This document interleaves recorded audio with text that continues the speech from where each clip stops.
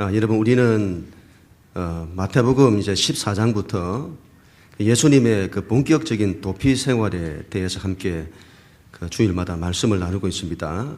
예수님께서 당시 그 정치 권력과 종교 권력으로부터 반대를 받으시고 그 땅에 이제 있을 수가 없어서 이곳으로 저곳으로 도피를 하시는 겁니다. 특별히 마태복음 15장부터는 이방 나라들로 도피를 하시게 됩니다.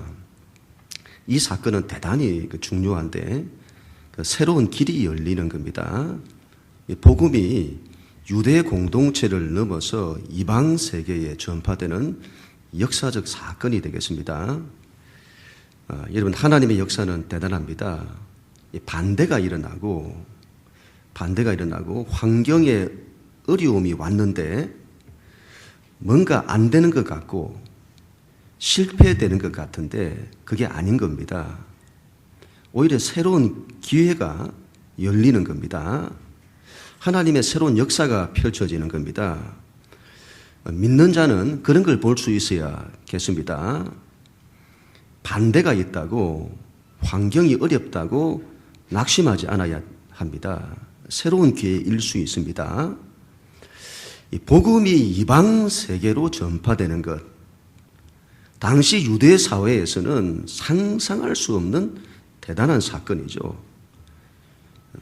다르게 말하면, 우리 지금으로 말하면 사람이 자기 개인을 넘어서 타인에게 관심을 가지게 된 겁니다.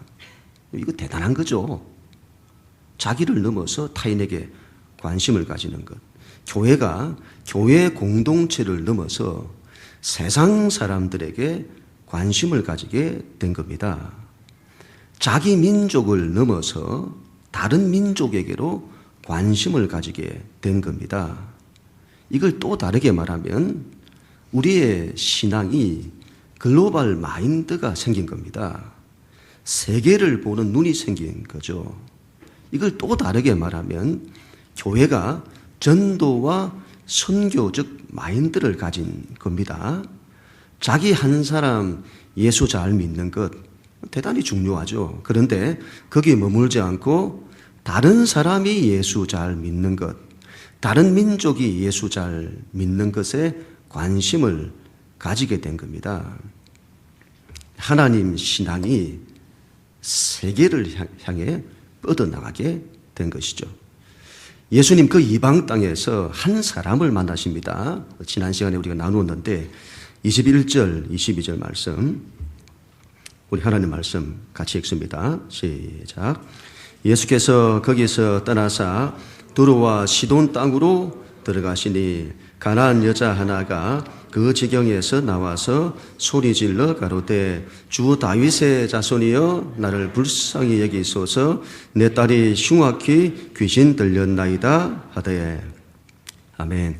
이방인의 땅에서 한 여자가 예수님을 믿게 되었습니다. 그 여자를 성경은 가나안 여자라고 합니다. 이게 무슨 말일까요? 가나안 여자.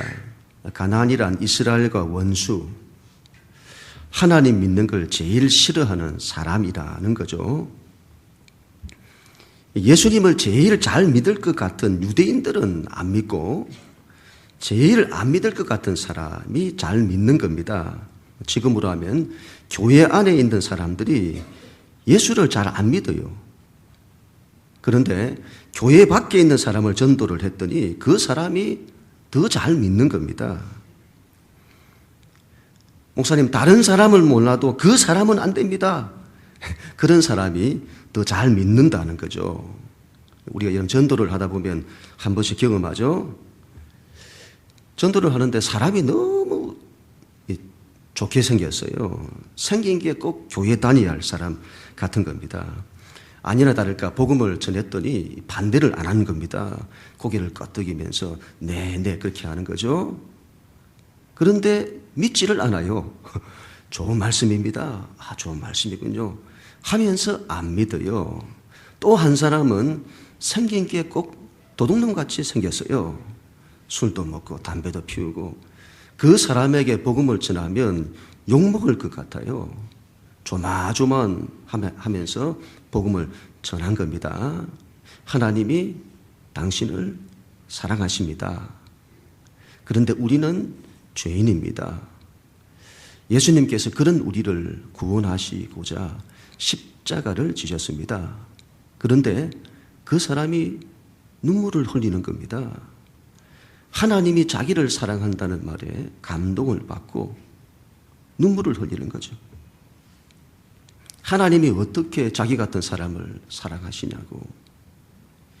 오히려 여러분, 제일 안 믿을 것 같은 사람이 예수를 잘 믿는 거죠. 반대할 것 같은 사람들이 예수를 잘 믿는. 지금 여러분, 이슬람 세계 안에서도 가장 복음화율이 높은 곳이 이란과 아프가니스탄이라고 합니다. 이들 나라가 어떤 나라죠? 극단적이죠. 기독교를 제일 반대하는 시아파의 종주국인 이란, 탈레반이 활동했던 아프가니스탄. 절대 예수 안 믿을 것 같은, 그런데 희한하죠. 그런 나라가 예수님을 가장 잘 받아들이고 있다는 겁니다. 하여튼 여러분, 이 가나안 여자가 예수를 믿었습니다. 그런데 이 여자가 믿어도 너무 잘 믿는 겁니다. 이방인인데 어떻게 그런 믿음을 가졌는지 모르겠습니다. 예수님께서 특급 칭찬을 하세요. 그리고 그녀에게 하나님의 큰 은혜와 축복이 임하게 됩니다. 그 소문이 온 땅에 퍼졌던가 봅니다. 오늘 읽은 성경에 보면 큰 무리가 예수님을 따랐다고 합니다. 나중에 4,000명이나 되는 사람들이 예수님께로 나왔다고 합니다. 다 여러분 이방인들이죠. 어떻게 그런 일이 일어날 수 있었을까요? 그 여자 때문인 것 같습니다. 가나안 여자 한 사람의 구원이 얼마나 중요한지를 보여주죠. 한 사람을 구원했더니 그 사람을 통해서 주변에 많은 사람들이 예수님께로 나온 겁니다. 한 사람의 믿음이 얼마나 중요한지를 보여줍니다. 한 사람이 예수님을 잘 믿었더니 그 사람이 천을 감당하는 거죠. 그 사람을 통해서 하나님의 역사가 퍼져나가는 겁니다. 우리는 여러분, 두로와 시돈 땅으로 들어가서, 다시 말하면 세상 속으로 들어가서 가나안 여자와 같은 한 사람을 만나야 합니다. 그 사람에게 복음을 전해야 합니다. 한 사람이라고 너무 적다고 낙심하지 않아야 합니다. 천하보다 귀한 한 영혼입니다. 그 사람이 구원될 때에 어떤 역사가 일어날지 모릅니다. 큰 무리를 구원하고 4,000명을 구원하는 역사가 일어날지 모릅니다. 한 사람. 은퇴를 했지만 박찬호 선수, 또 박세리 선수, 이런 선수들은 참 대단하죠. 그 분야에서 불모지와도 같은 미국에서 야구로 또 골프로 새로운 길을 개척하고 열었던 사람들이죠. 그들 한 사람을 통해서 길이 열린 겁니다. 그 이후에 수많은 후배들이 그 길을 갈 수 있도록 한 겁니다. 한 사람의 힘. 한 사람을 통해서 가족들이, 이웃들이 하나님께로 돌아오는 길이 열리는 겁니다. 나 한 사람 잘 믿었더니 수많은 사람들이 구원을 받는 길이 열리는 거죠. 우리에게는 그런 믿음과 비전이 있어야겠습니다. 그런 우리 모두가 다 될 수 있기를 바랍니다. 29절부터 31절 말씀 같이 읽습니다. 예수께서 거기서 떠나사 갈릴리 호숫가에 이르러 산에 올라가 거기 앉으시니 큰 무리가 다리 저는 사람과 장애인과 맹인과 말 못하는 사람과 기타 여럿을 데리고 와서 예수의 발 앞에 앉힘에 고쳐주시니 말 못하는 사람이 말하고 장애인이 온전하게 되고 다리 저는 사람이 걸으며 맹인이 보는 것을 무리가 보고 놀랍게 여겨 이스라엘의 하나님께 영광을 돌리니라. 아멘. 예수님께서 두로와 시돈 땅을 떠나서는 갈릴리 호수로 왔다고 합니다. 다시 유대 땅으로 돌아오신 거냐? 그렇지 않습니다. 마가복음에 보면 돌아오신 이곳을 데가볼리라고 하는데 갈릴리 호수 동편에 있는 유대 땅이 아닌 이방인의 땅입니다. 예수님께서 계속 이방인들의 땅을 다니시는 겁니다. 두로에서 그 위쪽에 있는, 지금 시리아 땅이죠. 두로에서 그 위쪽에 있는 시돈으로 가셨다가 그 먼 거리를 뺑기 돌아서 유대 동쪽에 있는 데가볼리로 오신 겁니다. 호수 주변에 있는 한 산에 오르셨는데 큰 무리가 나왔다고 합니다. 그냥 무리라고 하지 않고 큰 무리라고 합니다. 얼마나 많은 사람들이 예수님을 따랐는지 우리가 알 수가 있는 거죠. 유대인들이 아니라 이방인들입니다. 이방인들. 엄청난 일이죠. 하나님을 안 믿을 것 같은 세상 사람들이 하나님을 믿는 역사가 일어나는 겁니다. 가나안 여자의 믿음에서부터 시작된 거죠. 그 무리들이 다리 저는 사람, 장애인, 맹인, 말 못하는 사람들을 데리고 와서는 제일 앞에, 그것도 예수님 발 앞에 앉혔다고 합니다. 당시는 이 시대가 너무 어려운 시대였고 이 의학이 발달하지 않아서 질병으로 고통하는 그런 시대였습니다. 그런 약한 자들, 병든 자들을 예수님께로 데리고 온 겁니다. 예수님께서 그들을 고쳐주시죠. 예수님의 치유가 유대인들에게만 임한 게 아니라 이방인들에게도 임한 겁니다. 특별히 약한 자들, 병든 자들에게 임한 거죠. 교회는 여러분 이와 같은 약한 자들, 병든 자들이 제일 앞에 있어야 합니다. 예수님 가장 가까이 갈 수 있도록 해야 합니다. 당시 여러분 유대 사회는 장애인들을 부정하게 여겼습니다. 부정하게 여겨서는 하나님의 성전에도 들어가지 못하게 했습니다. 무슨 죄가 있어가지고 하나님으로부터 복을 받지 못해서 인생이 그렇다고 여긴 거죠.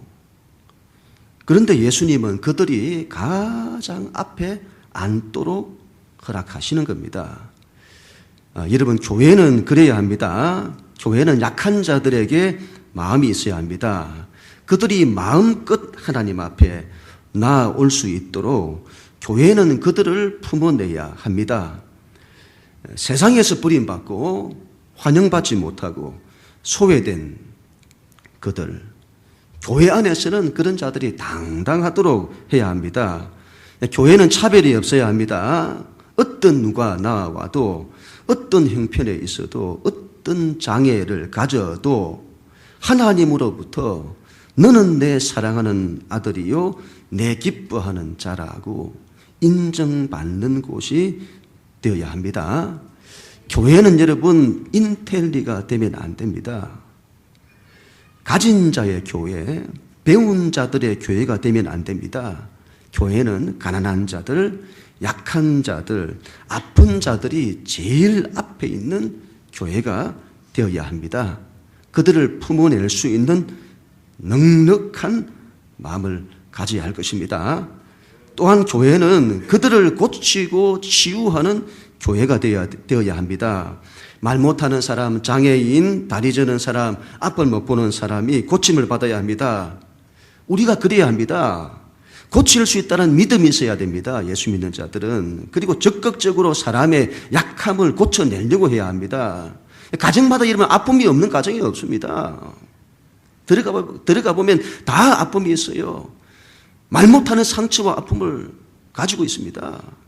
인생을 제대로 걷지 못해서 다리를 저는 영적 장애인들이 있습니다. 미래가 보이지 않고 희망이 보이지 않는 영적 맹인들이 있습니다. 그들의 눈을 열고 귀를 열고 그들을 이렇게 세우고 그들을 고쳐내려고 해야 합니다. 하나님께 영광을 돌렸다고 합니다. 이 고침받은 사람들이 그 곁에서 그걸 본 사람들이 얼마나 기뻤을까요? 얼마나 은혜가 넘쳤을까요? 우리가 뒷구절에 보면 사흘 동안 먹는 것도 잊었다고 합니다. 교회는 그래야 합니다. 교회는 하나님의 은혜가 넘쳐야 합니다. 회복이 되고 일어서고 살아나고 문제가 해결되고 그래서 기쁨이 넘치고 생명이 넘쳐야 합니다. 신앙이 여러분 하나님 신앙이 너무 점잖으면 안 됩니다. 예배 분위기가 너무 엄숙한 것, 성경적이지 않은 듯합니다. 성경에서 예배는 기쁨이요, 감사요, 혼인잔치와 같은 겁니다. 기쁨의 잔치. 하나님이 좋아서 목소리 높여 찬양하고 하나님의 말씀을 즐거이 듣고 순종하고 어떤 문제라도 하나님이 하시면 다 된다는 믿음 가지고 간절히 기도하고 예배가 생명이 넘쳐야 합니다. 사흘을 있어도 힘들지 않을 그런 마음을 가져야 합니다. 약한 사람들을 예수님께로 데리고 오려고 하는 열심이 있어야 합니다. 현대 기독교가 이걸 다 잃은 것 같습니다. 하나님 신앙이 하나님의 꿈과 비전에 헌신하는 그런 게 없어요. 자기 한 사람 잘 믿는 것에 관심을 가지지 다른 사람들, 약한 사람들 고치고 살리려는 마음이 없습니다. 여러분 선교사님들을 통해서 선교 현지에 대한 이야기를 들으면 눈물 없이 들을 수가 없습니다. 사람들이 얼마나 복음에 헌신하는지 그런 이야기를 들으면 우리가 신앙생활을 이렇게 해서 되겠냐는 그런 마음이 들어요. 중국의 지하교회와 이슬람권의 교회들을 보면 대단합니다. 그런 나라들은 우리나라처럼 신학적으로 잘 갖추어져 있지 않아요. 그런데 열정이 대단합니다. 예수님을 믿으면 목숨을 각오해요. 이런 환경이 그래서 그럴 수도 있습니다. 목숨을 걸지 않고는 믿을 수 없는 상황이니 목숨 걸고 예수를 믿는 거죠. 그러니 여러분 그 열정이 얼마나 대단하겠습니까? 그쪽 사람들은 예수를 믿으면 바로 선교 비전을 가진대요. 선교 비전을. 우리가 하나님의 세계 선교를 감당하자. 하나님의 역사를 감당하자. 우리가 하나님의 역사에 헌신하자. 세계 비전을 가진대요. 우리는 동네 비전도 안 가지는데. 세계 비전. 사람들을 예수께로 인도하려고 하는 그 헌신. 그런 게 있어야 됩니다. 우리에게는 왜 그런 열정이 없을까요? 왜 다 잃었을까요? 예수를 믿으면 산다고 하는 이 믿음이 없기 때문입니다.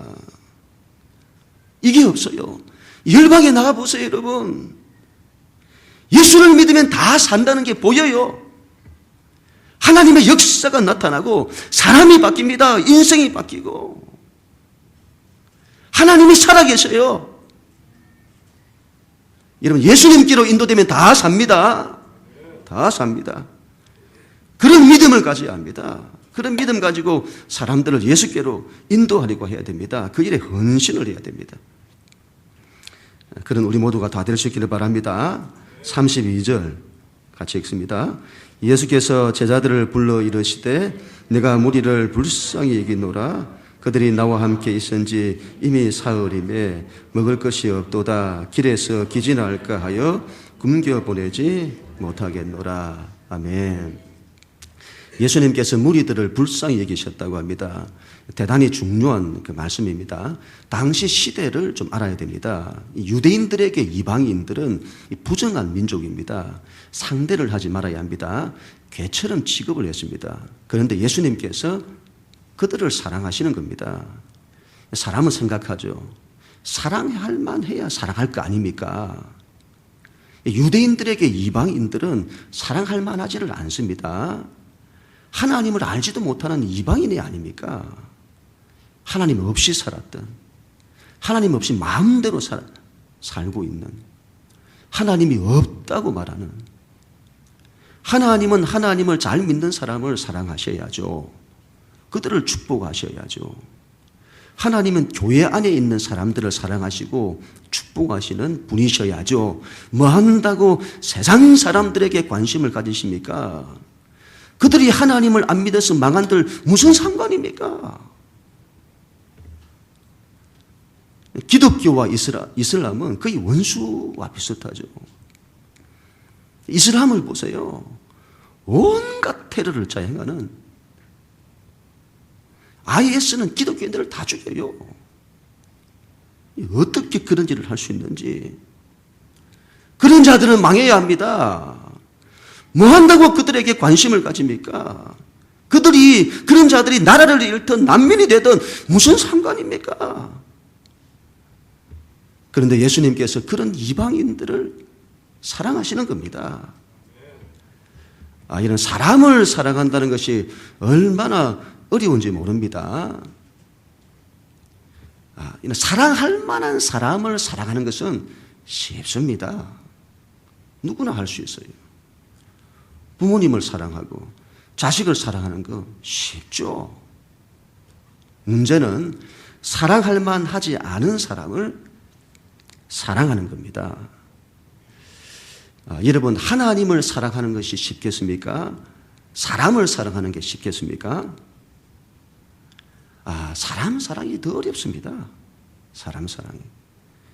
하나님은 사랑할 만하시잖아요. 너무 좋으시잖아요.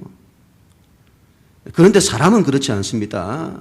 이 문제도 많고 죄도 많고, 그런 사람을 사랑하고 사람을 존중하고 사람을 배려하는 것은 굉장히 어려운 겁니다.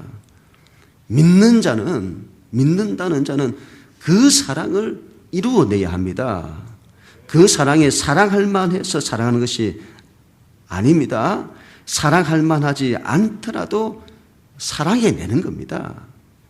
우리가 그걸 이루어야죠.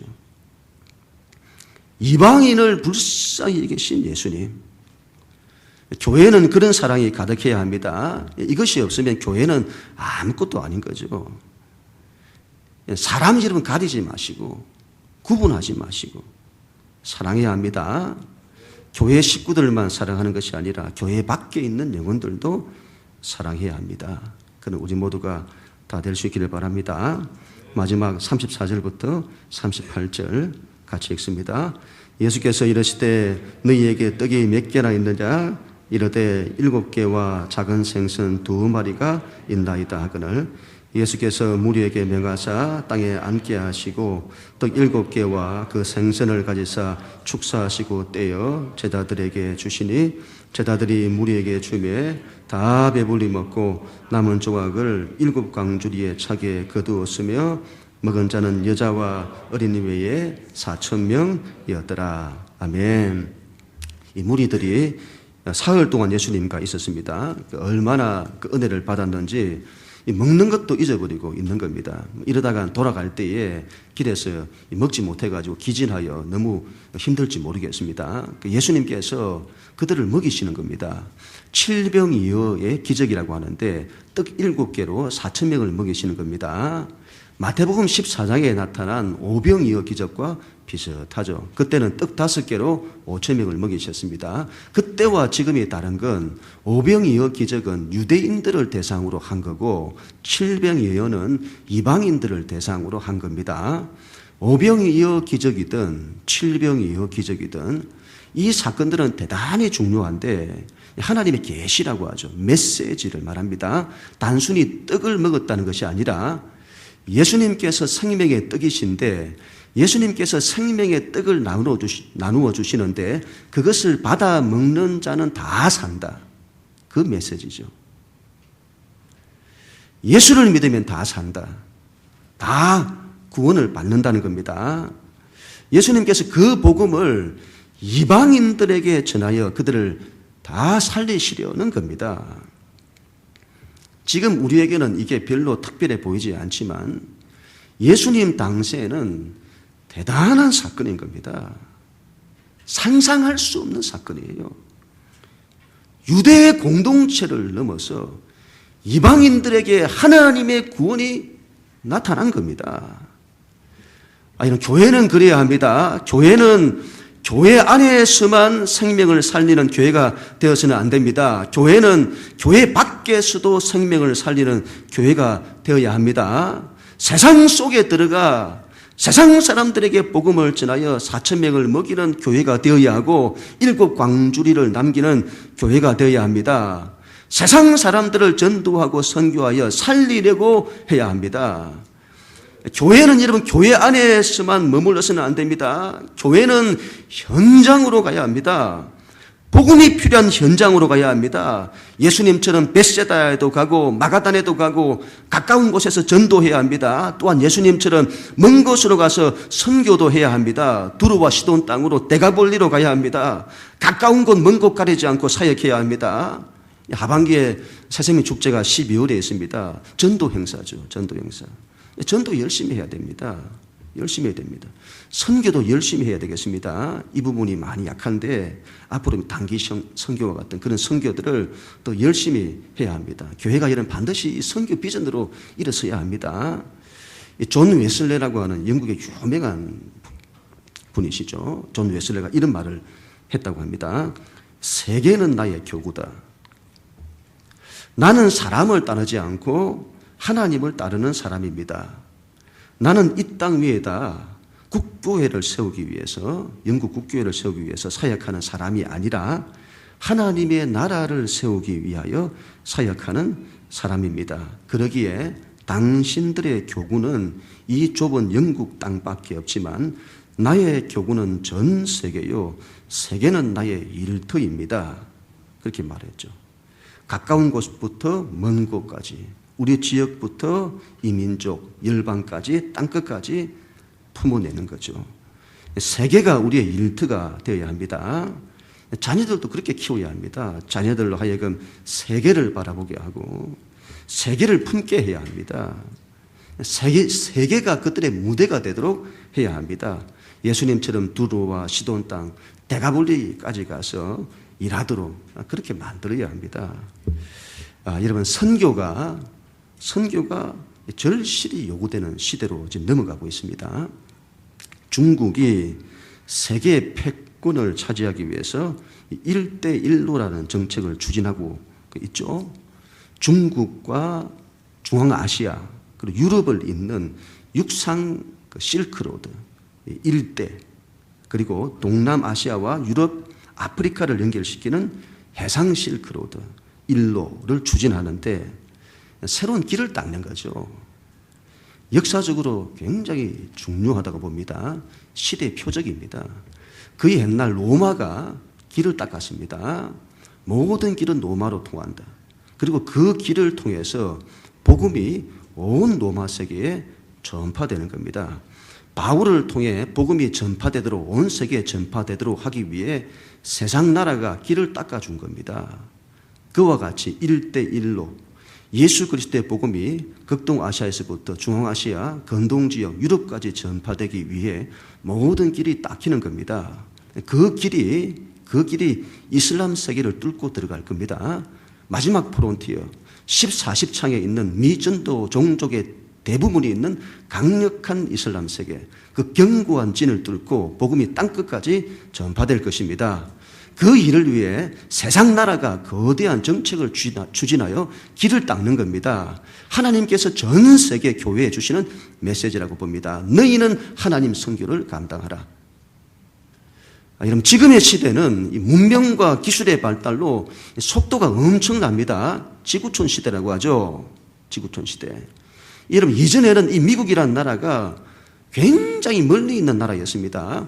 미국의 선교사님들이 조선에 오는데 몇 달이 걸렸습니다. 몇 달. 그러나 지금은 아무리 먼 곳이라도 하루 이틀 만에 다 갑니다. 예수님이 가셨던 두로와 시돈 땅, 데가볼리가 지금은 일본이고 중국이고 중앙아시아고 아랍 세계입니다. 지구촌 시대. 옆 도시에 가듯이 세계로 가는 시대입니다. 세계화 시대. 시대가 그렇게 흘러가요. 교회도 그런 마인드를 가져야 합니다. 또 시대를 준비해야 합니다. 지금은 선교에 대한 패러다임이 많이 바뀌고 있습니다. 장기 선교사가 선교하는 시대가 지나가고 있다. 왜냐하면 여러분, 정보통신이 발달하면서 각 나라 정부가 그 나라에 들어온 모든 외국인들에 대한 정보를 다 파악하고 가지고 있는 겁니다. 이전에는 안 그랬는데 지금은 다 안다고 하죠. 다 안다고 해요. 그럴 것 같아요. 페이스북 같은 거 한번 들어가 보세요. 페이스북. 제일 위에 뭐가 있던가요? 자기 사진이 딱 나오고 그 옆에 이렇게 적혀 있어요. 무슨 생각을 하고 계신가요? 지가 왜 그런 게 궁금한지 모르겠습니다. 무슨 생각을 하고 계신가요? 하여튼 우리의 생각까지 알고 싶은 겁니다. 모르는 게 없어요. 모르는 게. 그래서 장기 선교사님들의 활동의 폭이 매우 좁아졌다고 합니다. 사역이 다 감시가 되는 겁니다. 조금만 여의치 않으면 추방되는 거죠. 그래서 지금은 단기 선교를 통해 선교하는 시대로 바뀐다는 겁니다. 단기로 가는 사람들은 그런 걸 파악을 못하죠. 단기 선교.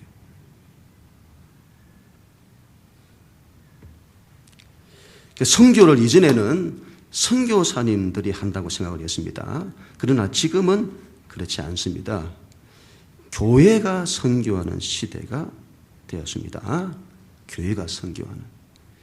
옆에 도시 가듯 세계로 가서 예수 그리스도의 복음을 전하는 그런 시대로 넘어가고 있다는 것이죠. 우리의 신앙은 현장으로 가야 합니다. 두로와 시돈으로 데가볼리로 가야 합니다. 헌신할 곳으로 가야 합니다.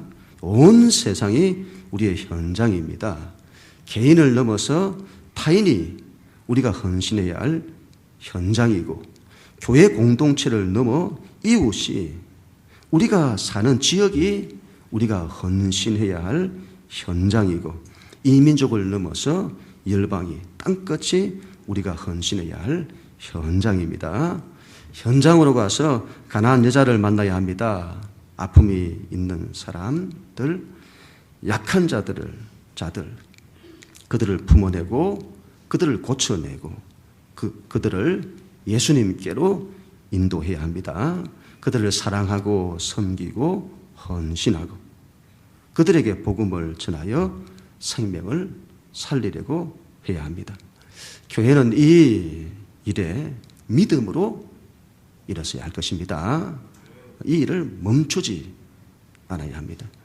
그런 교회 우리 모두가 다 되어지기를 주님 이름으로 간절히 축원합니다.